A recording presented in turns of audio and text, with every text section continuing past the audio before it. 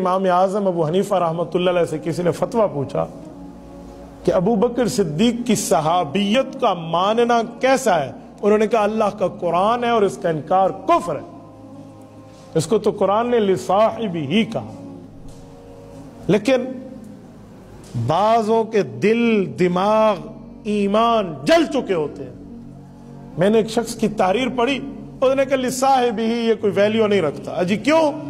کہتے قرآن میں ایک دوسرے بندے کے لیے بھی صاحب ہی آیا۔ کہاں آیا؟ سورت نمبر 12 سورت یوسف میں ہے، یا صاحب السجن۔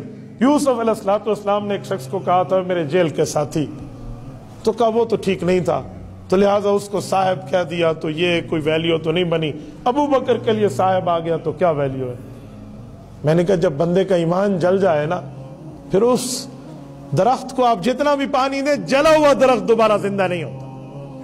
بغض اہل بیت اور بغض صحابہ وہ کینسر ہے جو ایک بار سینے میں آ جائے تو وہ ایمان کو جلا کے رکھ دیتا ہے۔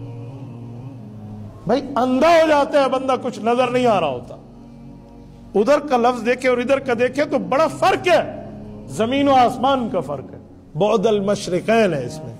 آپ کہیں گے کیسے؟ وہ بھی لفظ ہے پوزیسو سینٹینس، یہ بھی ہے پوزیسو سینٹینس، جسے کہتے ہیں مضاف مضاف الیہ، ایک لفظ کی دوسرے کی طرف نسبت۔ وہ ہے یا صاحب السجن،